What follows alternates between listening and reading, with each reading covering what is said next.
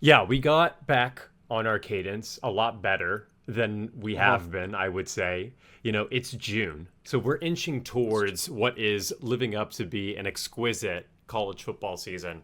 This is Two Oh Fans yeah. One Pod. I am Alex, as always.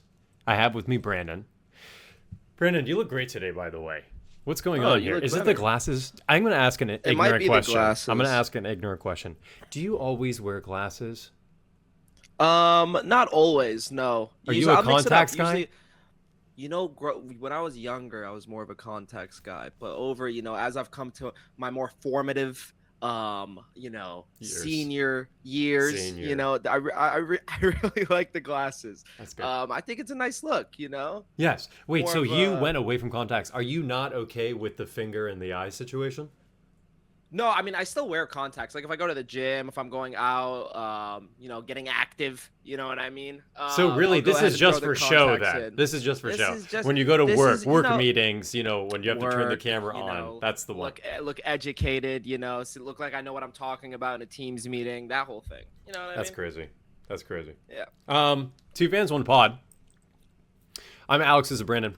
It's Thursday, the 25th of June. Yep. Honestly, since last time we saw you guys, not a lot has changed in the college football world.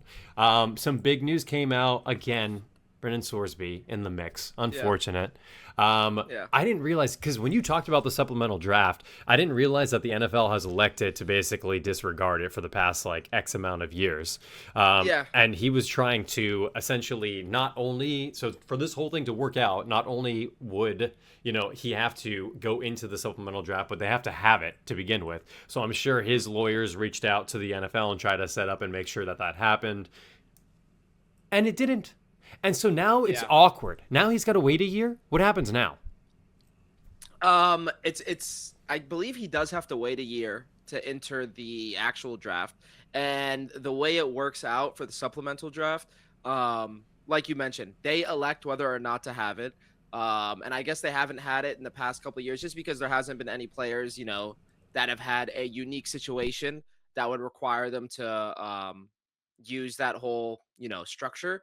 So I guess I also saw that the NFL put out a statement in regards to Sorsby's like status and his reasoning for it. And essentially, I mean, it's a pretty long statement, just with some more professional, I guess, verbiage or whatever. But pretty much what they were saying was, dude, your whole reasoning for entering the supplemental draft was because you got caught gambling. And the NCAA even said that you shouldn't be allowed to play another NCAA game. You went ahead and tried to go find these loopholes, found a judge to say that like you were still allowed to play in the state of Texas or whatever the case was. Um, but the NFL essentially was like, dude, we don't condone that, and we don't. That reason for you entering the supplemental draft is nothing that we're not gonna let you enter the supplemental draft pretty much as a way to avoid consequences for something that they also deem extremely, extremely severe. Um, and I kind of like it. It's nice to see the NFL, to see them do something that I could actually agree with for once, like especially in a world where gambling is just getting more and more popular, more and more mainstream. Um, I do agree with them with this stance. Where he goes from here, he's got to wait another year to until the NFL draft. He can't play anywhere. I don't think he can play in. I mean, he can't play college. He can't play in the NFL this year. Maybe he could play Canadian Yeah, can he go to football. I don't know. Canada? I I was think gonna say, I was so. gonna ask. Canada. How crazy would that be? Because you know what? If you go look, a lot of college football legends end up in Canada. Actually, when you go look at the teams and everything, Yeah, they're they do. it's because I always wonder like you'll think of like randomly Taj Boyd. You remember him, Clemson quarterback, Of played with Sammy course. Watkins, like always had like 9, 10 win seasons. Like what happened to him? Undrafted, ended up going to play in Canada. So you never know. I mean, he could find a loophole that way with nowadays, like with his lawyers especially.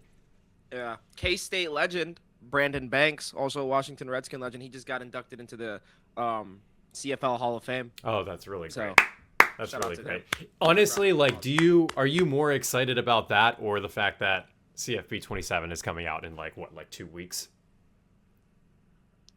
Come on now. Come on I now. heard We're ready I to heard we're rock gonna and do a roll. bit today We are. with we some are. I with got some something special rankings for you because maybe. you haven't seen the team ratings yet, right? I haven't seen shit. I'm gonna be honest with you. I did buy this. got Okay, yeah. Come at me in the comments, please. I spent $125 Oh, you did it? and I bought the legendary combination CFB 27, Madden 27 pre-order special. I get to play 3 days early. I also got asked to play in the beta for both games, for the closed beta for both games. Denied them because I don't want to ruin it. You know what I mean? My friend Dylan, you know Dylan, the crazy Oh, that's Madden actually player. crazy. You denied it. I would have. I said no. Oh my god. I know. I just honestly I didn't have time. It's not even that I denied it. I just didn't sign up for the closed beta. Yeah. I just didn't have time. It was like there's only a 2 or 3 day window. I don't know if you've ever gotten the invite for them, but there's only a 2 or 3 day window that they allow you to do it, and it's like randomly like a month before the game comes out. And it just happened to be on like a Sunday, Monday, Tuesday, and it was just like I couldn't pull it off. I feel you. We got 3 segments for you guys today. 3 fun ones. I think people responded well to the blind ranking, so we're going to run that back. And also the controversial takes. I forgot to ask you, do you have your signs? Oh. You'll need those. You're going to have to We'll figure figure that out. something out. We're going to figure that out. Is this it right here? You know what? I do have them. Hell yes. I do have them. Always have them on Prepared hand. at 2 fans, 1 pod. And be ready. We are This time, always prepared. people came out the comments. Actually, they didn't, but I wanted them to about you. You need to go. You need to be. And when I 3-2-1 it, I want to tell you sign what. up. I got some really nasty texts from some of my friends. No, you didn't. Regarding some of my blind rankings. People were not happy with me putting God. Joe Burrow at 3rd. No, that the was definitely 2019 main Joe one. Burrow is crazy. I think that should have been Yeah. a 1, but that's okay. I got that one. I think My you buddy were Rich is scared pretty from the upset one right about the before it. Byron Brown too. Oh yeah, Byron Brown, was he the one who commented about the Byron Brown like don't sleep on him? He might have been. He might have been. You I know, don't know. I some of those blind rankings, I didn't even want to look at the reels because I knew that I was gonna be in hot water. Oh my God, don't. So, The comments are here really we bad are. on some of them. The comments are really bad. You know what? I So here defended we you are. on some of them, and I just responded back and I said like, oh, okay, if this is the case, show me your, top whatever. Anyway, it's Yeah. okay. It's okay. It's okay. I let them live in the comments. They're doing great. We love you guys, by the way. Even if you hate us, we love you. We're gonna start with some blind rankings. I want to do I think showing the clips last time helped a lot. With at least making the decisions for you, because you get to relive the moment, all that good stuff. So I got a couple of clips for you today, so mentally prepare for that. But we're going to start with basic. That's what we did last time. We start basic, and then we build up to the good stuff. We're going to do best atmosphere / home field advantage. Okay? And CFB. This is a top 5 blind ranking. We'll start very solid. Virginia Tech Lane Stadium. They have an Enter Sandman routine where they come out. I mean, That's a good one. Their night games are great, honestly. 5, right? 5 spots. Yes. I'll put them at. I want to say 3 or 4. I'll put them at 4. 4 is solid.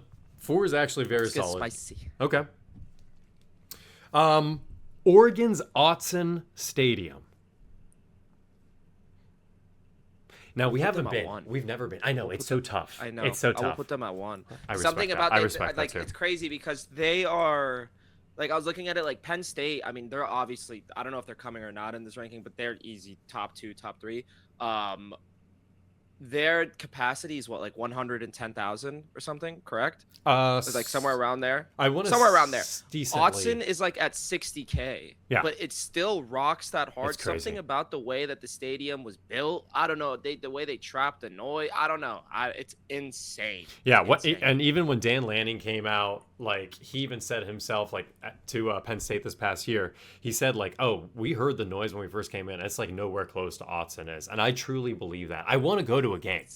I want to go because it's not only that. I saw a lot of like, even play callers, shoutcasters, like all talking about Penn State and saying like it's actually not as loud as you might think. Then I see other clips of freaking Urban Meyer saying that it's like the toughest stadium to play in that he's ever played in his career. All that goes. So I don't know. I want to experience Autzen. I want to experience Autzen.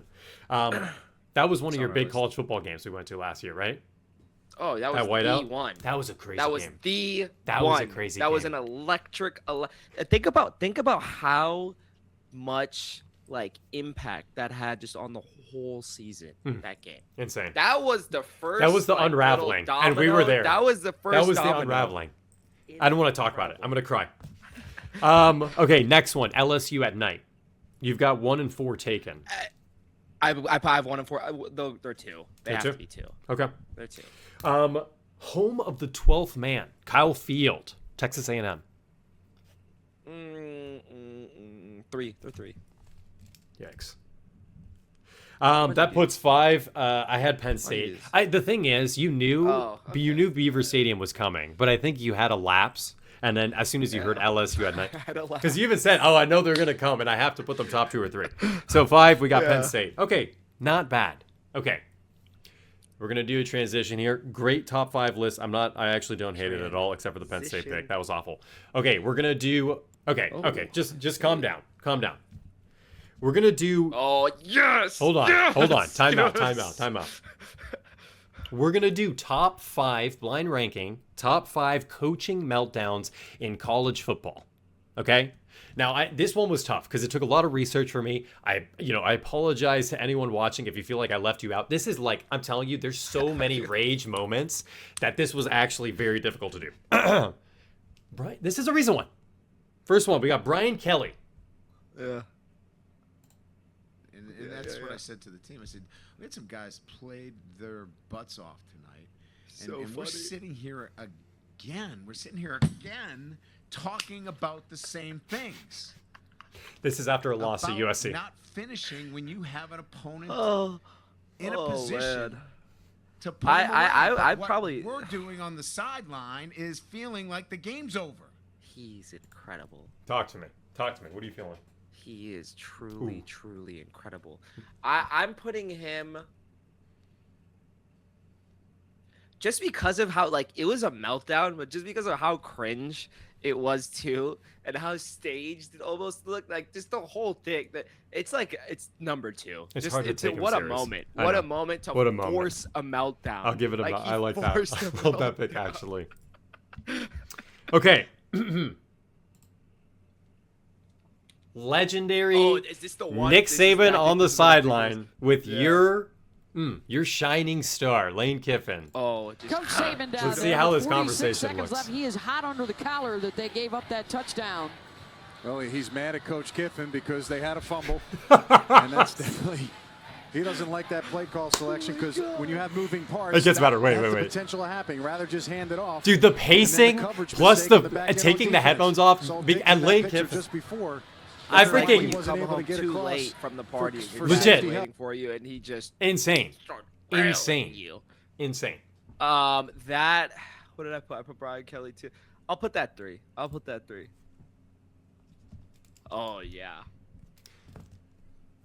Okay, this is Dabo Swinney in response to this term Clemsoning. This is from years ago, where it's the idea, this reporter just threw it out. Clemsoning is the idea that you lose the big game. It's like Clemsoning. It got Clemsoned. So, see what he has to say about that. Well, I think it's ridiculous that you're even asking me that question.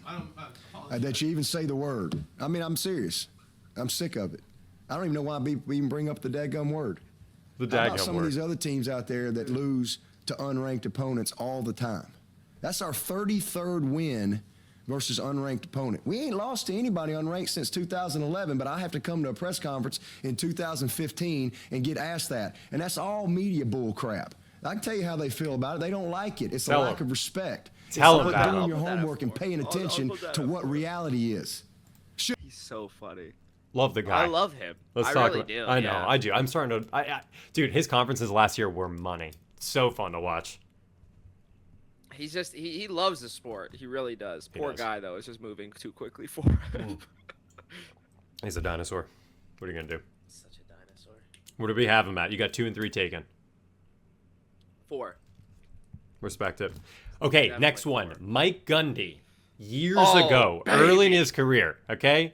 For those of you who don't just know, play it. newspaper Already know. article comes out, Amateur athlete. you know, for doing shaming everything right. someone he benched. And then you want to write articles about guys that don't do things right and downgrade them, the ones that do make plays. Are you kidding me? Where are we at in society today? Come after me. I'm a man. I'm 40. I'm 40. I'm not a kid. Write something about me. Or our coach. Okay. We love it. I'm a man. I'm 40. Where are we putting this guy? That's number 1. I love it. Like, Love the without pick. a doubt. Love the pick, actually. Lastly, this is your number 5, just for fun. This is NIL conversation, comparing him to Nick Saban and what he's doing with Alabama, all this stuff. On Texas A&M buying players, all that good stuff. It's a shame that we have to do this. It's really despicable. It's despicable that somebody can say things about somebody and an organ. More importantly, 17-year-old kids. You're taking shots at I love how they all talk about like how we're taking shot at kids and stuff. They're all money. They we care. bought every player on this group. We never bought anybody. No rules were broken. Nothing was done wrong. It was all in the and. He looks right at the camera when he says it. You see that? And these families, it's despicable that a reputable head coach could come out and say this when he doesn't get his way or things don't go his way. The narcissist in him doesn't allow those things to happen. I mean, he goes on. He goes on for a long time. We'll at put him me, at 5. I mean, he really did. He went off. I really think the funniest thing about all of this is that they were all doing that, right? Yeah, They were literally. all doing it. So that's the funny part about it. Okay. You know what? I want to do best rivalries in college football. I think it's another basic one. Let's just do it. Let's get it out of the way. No, we got This is the one that will be the heavy hitters. I try to only include heavy hitters. I don't want to troll you or anything. Okay. So be genuine on your picks here. Okay. We're going to start off strong. I got you. Army-Navy game. Been going on for how many years? The under's been hitting for how many Yeah, years? that's a big one. That's 3. I'll put that at 3. 3. It's got to be top 3. I mean, they Red- have their own week. Yeah, they do. They get their own week. And, Joel Klatt was talking about how we should move that week to that should be week 0 of college football. It's like the opening week is Army-Navy game. And then that's what starts the season. None of this week 0 versus week 1 bullshit, And then you could extend out the league to a regular, an extra week if you wanted to. Red River Showdown.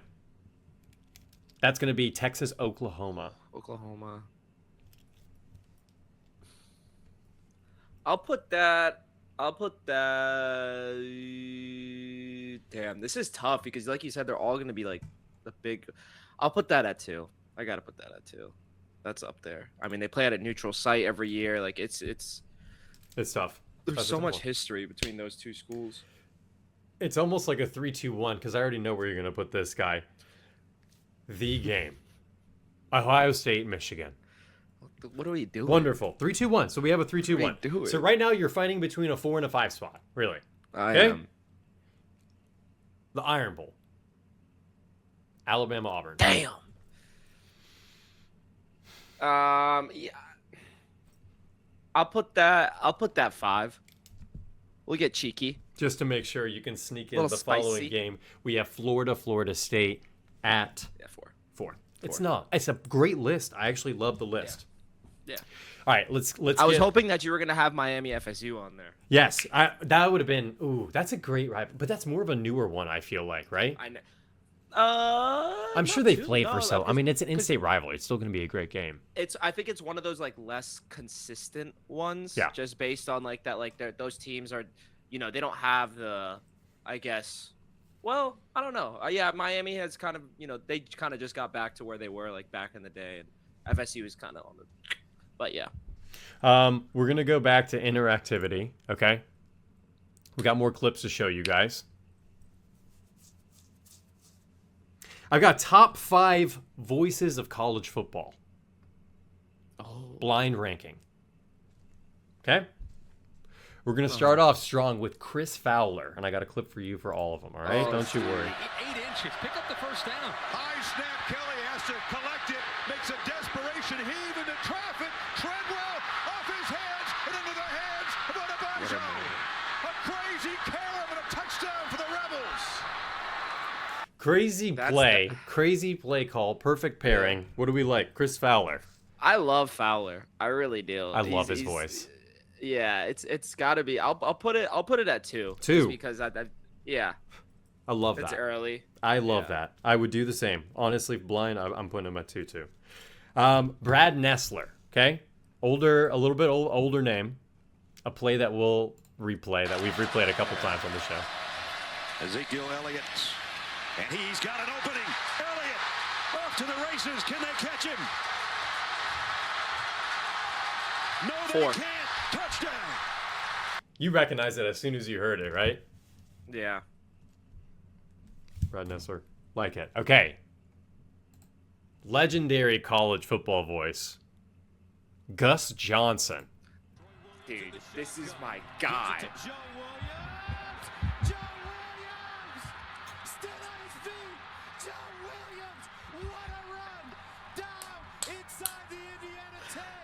Yo, he's won, bro. I don't care.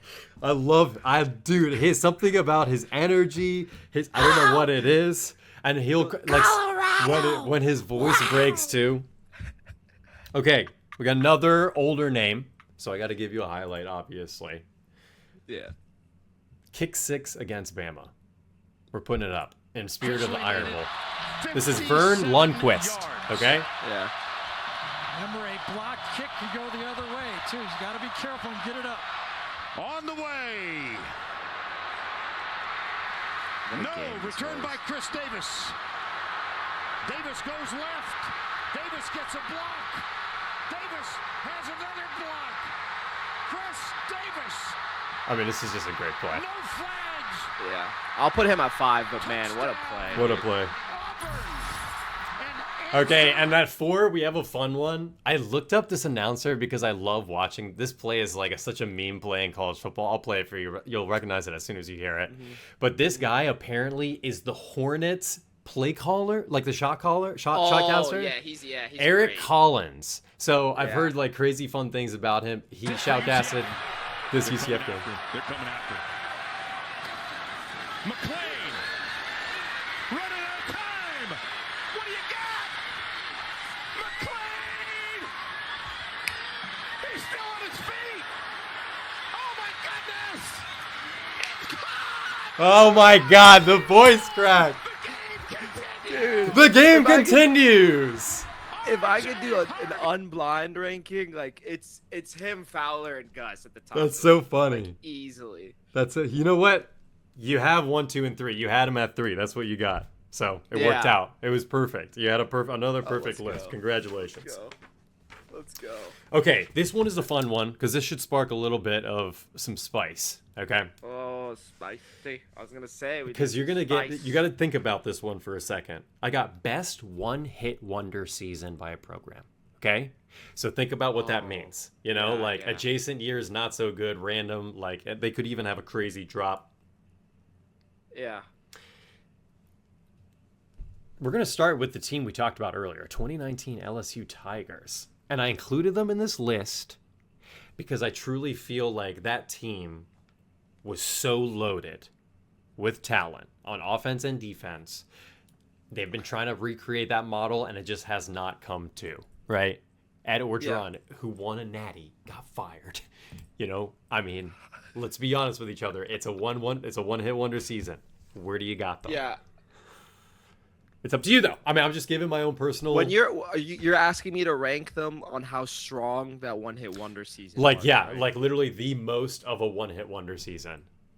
That, I mean, dude, just because like LSU is a great program and they had other years where they were great, but that's the one. Yeah. That year, that's number one. I like it. Okay, this one is a weird one too. Okay, 2017 UCF Knights. Okay, I had a feeling they were coming. This is an interesting one. So the reason why I put them on here, they won the Peach Bowl, and if you remember, they claimed they won the national championship because it was them against Auburn. They beat Auburn. Auburn had beat Alabama, who had ultimately won the Natty, and they said because we had an undefeated season and won against Auburn, we are self-proclaimed national champions. UCF. So random. And then Scott Frost literally took over for Nebraska. I mean, just like literally like, and then UCF went back to the team that they were, you know, the 500 team. Mediocrity. 2017 UCF Knights. They got, for me, they're number 2. For sure. I like, if it wasn't LSU at 1, I had a feeling that You're they were doing coming great. up. I was getting ready You're doing to great. But like, yeah. I love. It might just be 1, 2, 3, 4, 5. Honestly. Okay. Here's a fun one. Here's a really fun one. Okay. Sorry, my hair looks a little deranged today. 2014 Mississippi State Bulldogs, led by NFC East legend Dak Prescott. Yeah. Okay? They were technically when the CFP rolled out and the CFP rankings rolled out, fun fact, they were the first ever ranked number 1 team and the first ever CFP official rankings. How crazy is that? Mississippi State. Yeah, that's got to be 3. There's got to be 3. The problem with this one is that you won't remember the season until I remind you. Okay. These next 2 I really are like almost interchangeable to me, so I might even do like a last minute change on that last one. Okay. 2022 TCU. Now that was Max Duggan. If you remember, they beat Michigan that year. Yeah. Ended up going to the Natty and got spanked by Georgia. But I mean, still making the Natty. TCU never been at that level. Like, to be able to beat a blue blood team, Jim Harbaugh at the helm, I mean, actually a good, solid win. And then they just obviously got destroyed by Georgia. They go. 2022 TCU, where you got them at? Well, 4. They're 4 for sure. They're 4. And then who's 5th? I mean, 5 is Cincinnati 2021. This was an obscure team, too, for me. Desmond Ridder. On offense, Kobe Bryant on D. I mean, they had like a weirdly like a good roster, a CFP roster, I should say. And they went and I'm pretty sure they lost to Bama, I want to say, in the first round of the 14 playoff. All right, that's all I got. I'm going to hand the mic over to you. Excellent work as always, Brandon. Great content we're creating, huh? Thank you, sir. Okay, take me to those CFP, the CFP 27 rankings. So CFB 27. They've been this whole week. They've been doing, they've been rolling out just little things like player ratings, team ratings, toughest places to play in, all that. The Stadium Pulse. I forgot Stadium Pulse. I forgot about that thing. Stadium Pulse. So, I know that Alex hasn't taken a look yet, but I have, just because he knows that I love that game. So I went ahead and I just grabbed some of the teams that, we love, the fans love, and I just want to see where, I'm going to give him a line. I mean, he's going to, guess over or under. I feel like the ratings, like they're interesting this year. So I'm just going to jump right into it. We're going to go ahead and start with Alabama. And I'll set the line at an 87. Okay, so we're at 87. So what if it's right on 87? Is there a push situation? I won't do that. I won't do that. Okay. I won't do that. Yeah. So is it higher or lower? You know what? Do it by a half point. Give me a half point. So like 87 and a half or whatever. But okay, we'll say 87 for this one. For this one, 87. Over under 87. Alabama. And I mean, Ty is gone. I just can't imagine them being like in the 90s whatsoever. High 80s, maybe. 87 is a very tricky number. I'll put them right at like an 80. No, because they lost Caden too. I mean, they lost so many players, man. Oh my god. This is actually a tough one. Yeah. I'm going to say over, but I'm going to say marginally. I'm going to say literally they're at an 88. They're at an 86.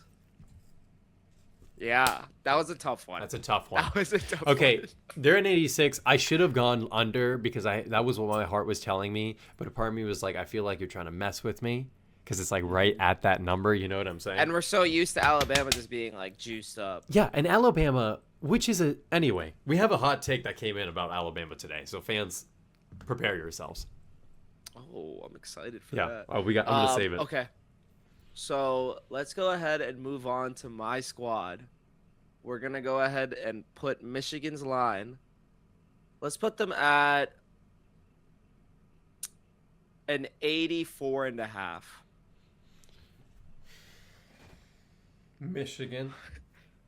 Basically old Utah. I mean, they're definitely going to be higher. I mean, I feel like my heart is telling me instantly higher. 84.5. I could see them being in the mid 80s, no problem. I mean, the thing about Michigan is all of their lost players had new incoming Big 12, legends, really. I don't want to say legends because I don't want to hype up Michigan too much, but I'll give them I think they're going to be higher than 84.5. Yeah, they're at 85. 85. Yeah. 85. I would put them right at 85, actually, with that, knowing that roster. Bryce Underwood, I think if he... What do you think his rating is? We're just straight up overall, or do you want Just like... straight up. Just what do you guess? Yeah, what do you guess? I'll tell you this.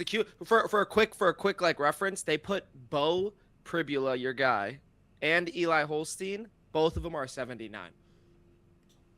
Oh, I will put Bryce Underwood at an 82. Wow, I'm pretty sure you're on the money. Really? Yeah. I mean, if you're telling me Bo is like, because Bo is like one of those journeymans now, and he's at UVA, and they're like, he's like, we've seen him, we know what he can do. He also like broke his leg in like 14 places. So I mean, no, just Bo, we love you. I love you. I wish I talk about on this pod all the time about how I wish they let go of the tall boy and they kept Bo.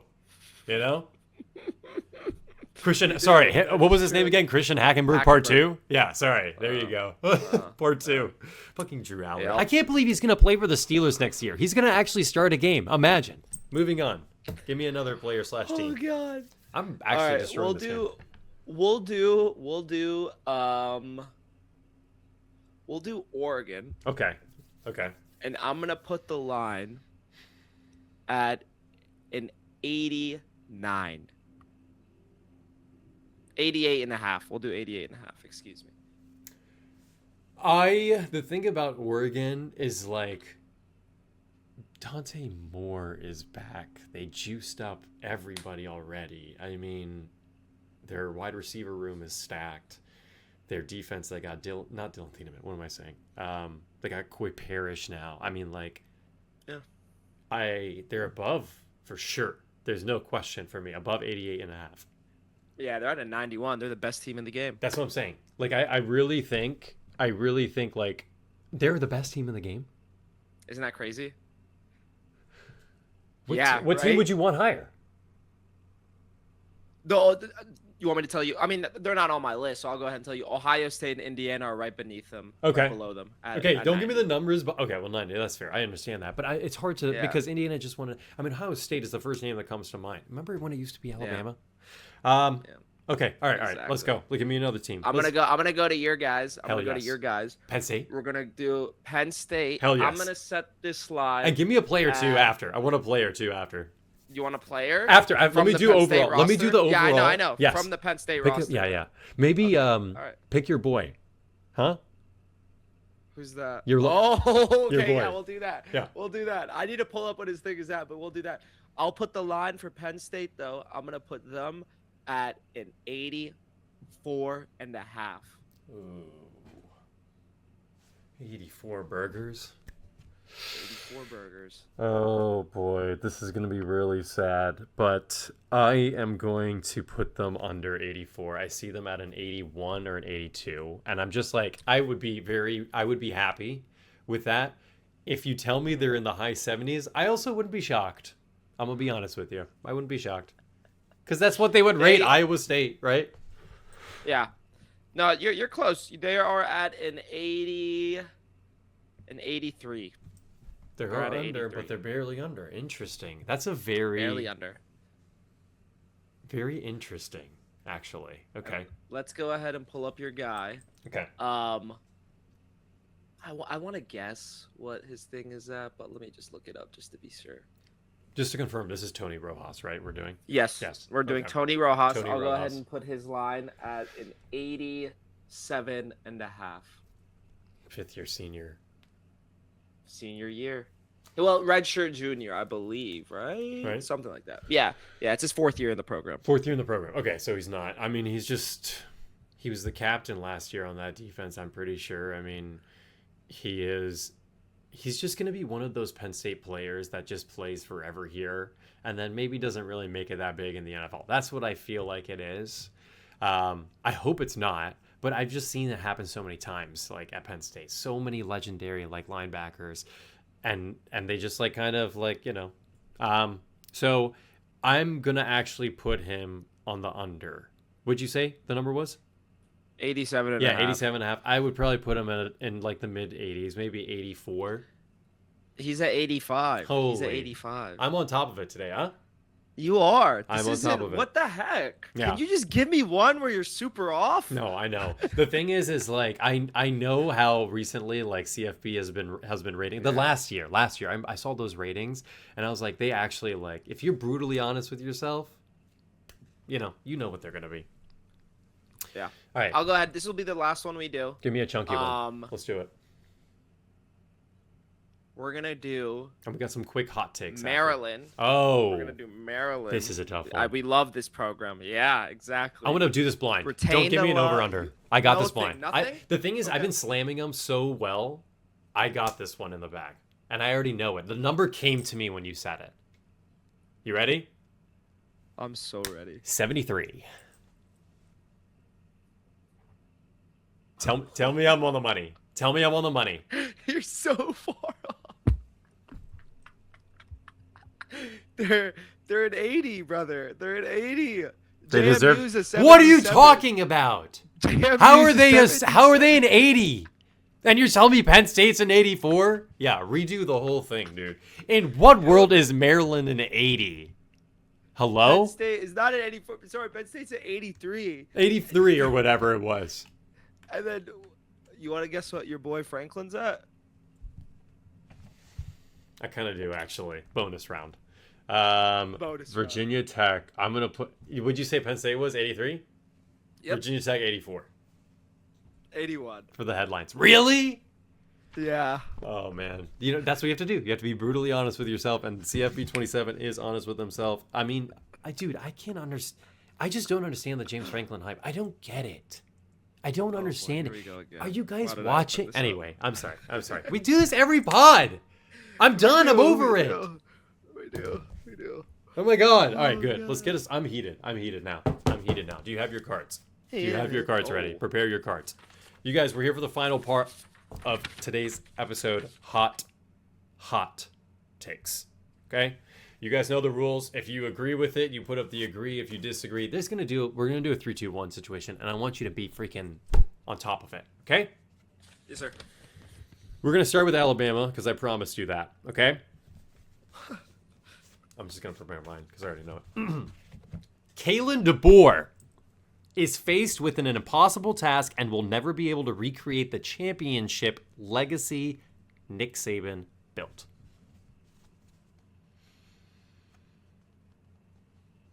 Okay. 3, 2. Wow. Here's what I'm going to say. Wow. Just hear me out. Just hear me out on this, okay? I thought this was like a freebie. Here's the thing. Like No. I want to explain. I want to explain. Right Here's away. what I want to explain, okay? The part that really bugs me, and the reason why I included this in today's episode. By the way, guys, if you want us to talk about your hot takes, just send us an email. Put it in the freaking subject line, the hottest take of all time, and I'll read it. It'll be the first thing I open in the morning, and we'll include it in the show. We'll talk about it. Kalen DeBoer faced with this impossible. I'm just like sick of it. I don't want to. We're painting this picture of like, oh, okay, like he has so much to live up to, like all this stuff. I mean, he's had 2 pretty mediocre seasons, and they're kind of cool with him. Like, it doesn't sound like the Alabama fan. I've seen the videos of like them talking about how much they hate it, but then I see casters talk about like how he's up again. It's just like, I think he is just not as good of a coach as we thought he was. I think that's the brutal and honest truth. And I think what people don't like talking about is these like elite level, like I would say S tier. We have like a list of S tier coaches that the media blasts onto our screens over and over. And they're like, oh my God, this coach S tier, S tier, S. And Kalen DeBoer just kind of, you know what I've heard about Kalen DeBoer? I've heard that he's very likable amongst the coaching community. Apparently, he's very methodical. They like how he approaches stuff. I saw what he did with Washington and Michael Penix. You have all the resources. You have everything. I don't want to hear this impossible task. It's very easy. You could easily win a championship with that team. Just I don't know. I don't know. There's an itch going on there. There's something not right. Talk to me. It's just you're going up against the legacy, not of a great coach, but of the GOAT. So if we're talking about, him being able to bring championships to Alabama, I think it's possible that he could do that 100%. But we also have to remember that Saban was paying for players like no other before NIL was a thing. And now you have teams like Indiana and, It just makes it look so much worse, doesn't it? It makes it look so much worse. That the losiest program with Kurt Signetti at the helm is going to win a natty within 2 years. And Kalen DeBoer kind of threw, I mean, they went into the playoffs this year to get obliterated by Indiana. I mean, it was like embarrassing. I don't know. They went for, remember the field goal? I don't know. I'll say this. I don't think the CFP will give them grace this year when it comes to them getting in. Because it seemed like they kind of did last year, right? A little bit. I mean, of course they did. They lost crucial games. Like Alabama lost, when it mattered most, and Indiana was on display. That's what it was. They were put on display for the whole country just to watch them do the same thing. So I don't know. Kalen DeBoer, I don't have any faith. I really don't. I've said this on the pod before. Prove me wrong. Yeah. Come at me in the comments. I mean, I have no faith. I like that one though. Interesting take. We kind of disagreed on it on the two separate parts. You know what I mean? The question was what? He's faced with an impossible task, and he'll never be able to replicate it as a result. He'll just never be able, because it's an impossible task. I see how we both. Yeah. Yeah. Mm-hmm. So it's like two parts. This is a rough one. This is a rough one. Someone emailed me and said the following sentence: Nebraska will never again win a national title.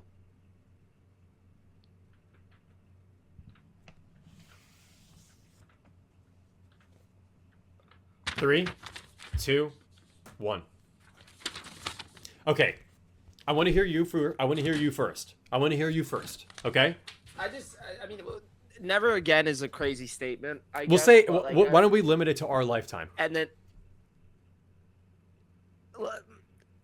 let's say, okay, for the very long, which could very easily be 10 years, the way I live. You know what I'm saying? So what I'll say is, it's just, I think there's just kind of like such a has-been sort of stench with them. I think it's going to be tough for, I don't know. I think it's going to be tough for schools that are in positions like Nebraska is in, or they used to be something. They were never in the SEC or this or that, but they had a moment in time, and they're just trying to replicate and chase that feeling. And they're not really in a geographic location that's desirable to play, where a school like Miami was kind of a has-been at one point, but because of their geographic location, recruiting wise, and just like wanting the appeal to live there and go there as a player. And just, I mean, I hear it's a really fun school. You're the man on campus and all. I think that because of that, I think that Nebraska just is in this weird, just in the middle situation. And Indiana never had a moment. So Indiana came in and they did it at the perfect time, where it was they striked while when nobody was noticing, and when the floodgates first opened up, and they executed so well in the beginning. I don't see Nebraska being able to pick it up now. Here's what I'm going to say. They went through very similar what Penn State went through. They were kind of a 9-3 team every single year. Maybe one year they would be 10-2. Maybe even one year they'd play in the Big Ten championship and lose, whatever. I mean, they made it.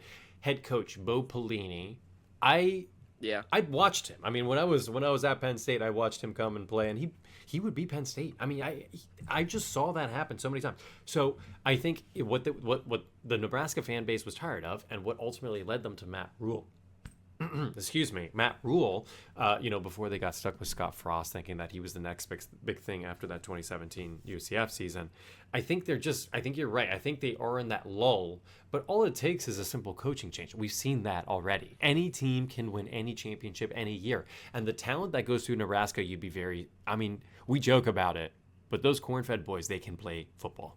Absolutely. Dude, Nebraska at one point was a legacy team. At one point, they were just barreling, literally running with two fullbacks on the field. 80s, yes, early dude. 90s, Early 90s. And they were just bulldozing teams and winning natties.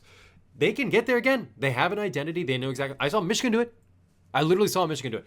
It takes a coaching change. It takes a little bit of change. You know what I'm saying? See, we pulled him to our side a little bit. I could see it in your eye, or a little bit maybe. We'll see. Oh, a spicy one. Yes. The Big Ten is better than the SEC, and it's not even comparable. Hold on, give me a second. Okay, you can go ahead. 3, 2, 1. Here's the thing. I'm going to take this one. Here's the thing. The Big Ten, I love the Big Ten, but I want you to name the best teams. Name the best teams in the Big Ten. Oregon, Ohio State, Indiana. That's it. You see how Penn State's not even on the list anymore? Because I'm telling you, we are overinflating those specific teams. And before Indiana, it was literally just Ohio State, Oregon the year before. And then we started putting Indiana in the list a little bit when they started the season 9-0, 10-0, whatever it was. I just think that if we're being very realistic with each other, the depth of teams in the SEC, the talent that falls through there, I mean, it is just one small coaching change away from having crazy programs in the SEC again.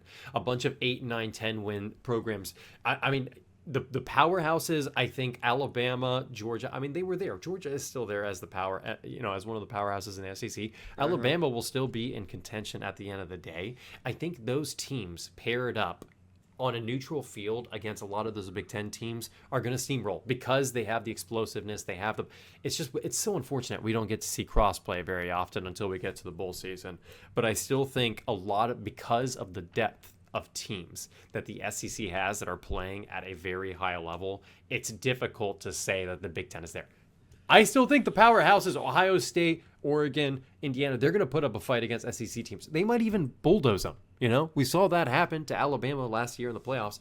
I'm just saying, let's be realistic with each other. Line up the SEC and the Big Ten. They have the depth. That is a stacked conference. Yeah, that's kind of what I'm looking at right now. Mm-hmm.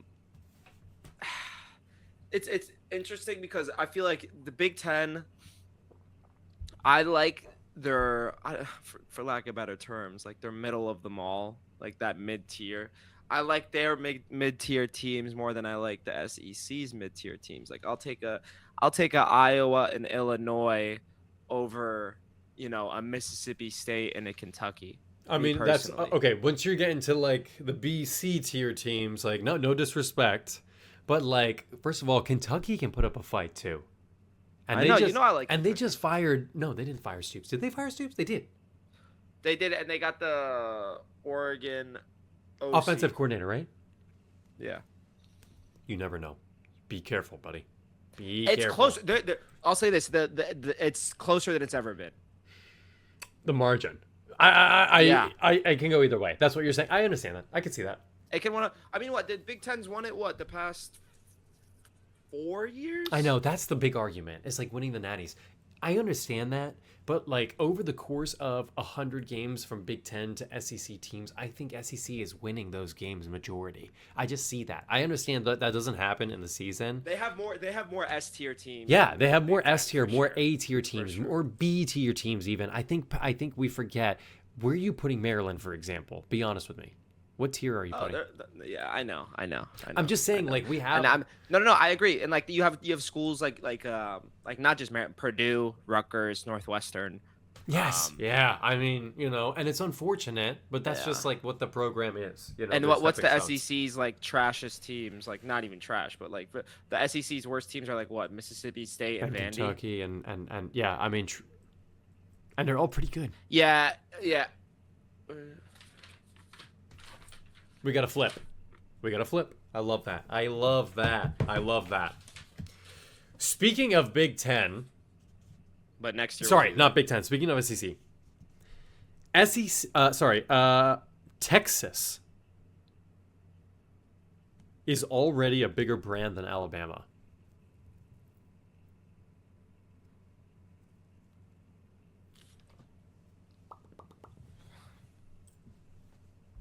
Okay.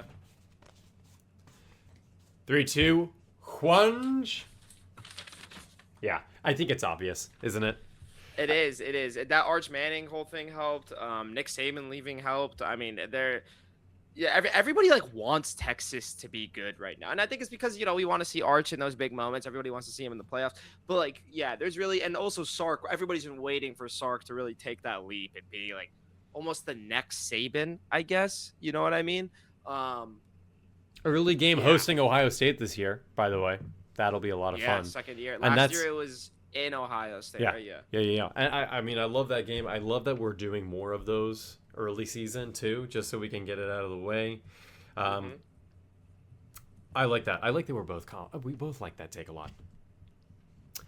This is a fun one. Okay, I included this one myself, so I'm already gonna have the agree up and running. Okay. John Summerall will win Coach of the Year in 2026.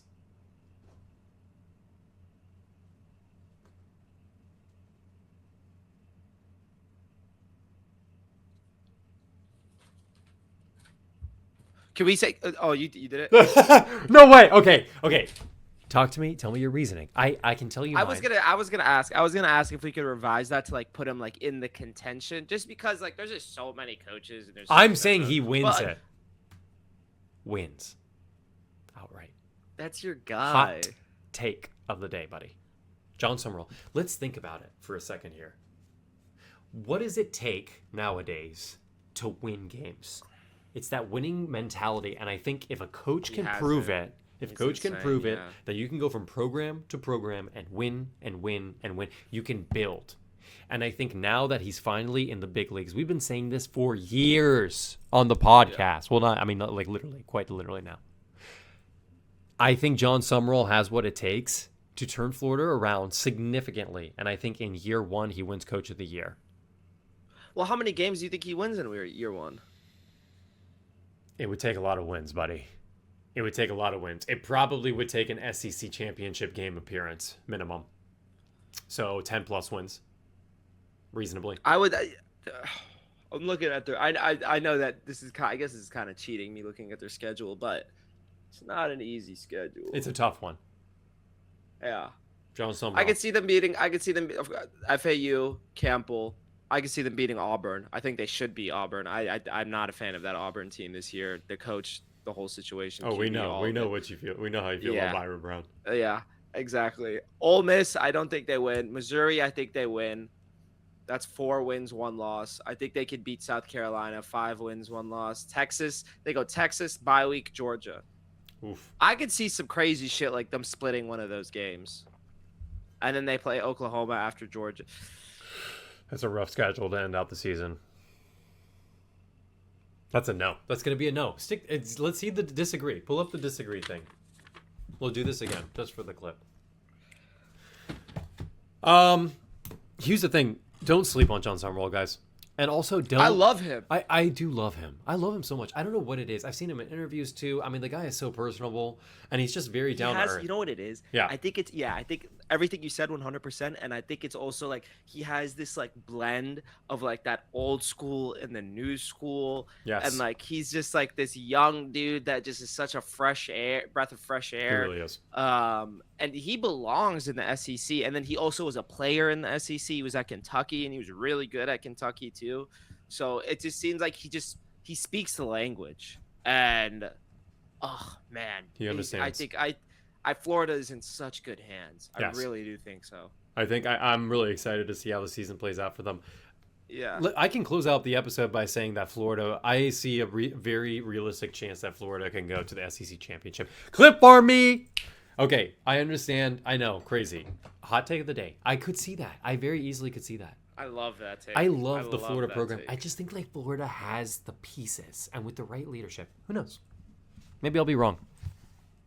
Florida fans, we love you. Also, we love all of our fans. So if you guys want to send in your hot takes, send us an email. Okay, that's 2fans1pod@gmail.com. Reach out to us on any of our socials. We've been interacting more. We've been so bad about it in the off season, obviously, but we're back. We're back with a vengeance. We'll be doing this at least a weekly, maybe bi-weekly. We love you guys so much. Any closing remarks, Brandon? CFB 27. We talked about this really briefly. We are gauging interest in having a possible tourney. We'll live stream it on Twitch. What the reward will be for winning the whole thing is to be determined. But I think everybody, I mean, I feel like any CFB enthusiast who also has a console is probably going to be on the game. Like, yeah, 100%. It's and now it's on PC. So Huge. It's on PC now as well. Yeah, so my that's buddy why. Alex, Yeah, the and we're greatest here. co-host in the whole world, is we're going to be on it. Love We're you, going to buddy. have that tourney. And yeah, and maybe we'll do a little giveaway. We should do a giveaway. I know you texted me about that. We should do the giveaway. That would be fun. We got to do it at I want to hit 100. You know what? We've hit 100 on a couple of. Maybe we'll do it on Insta because I think we've hit 100 on Instagram. I'm down. So I'm 100% down. We'll preemptively say, guys, go follow all of our socials just to be safe. If you want to be part of the CFB 27 giveaway, we will include you. Okay, just all you have to do. Only rule is follow us. Okay, we'll pick which social media to pick from. I want to pick the one that has the most names though. Okay, we love you guys so much. It's been a pleasure, an absolute pleasure. Until next time, 2 fans, 1 pod out. 2.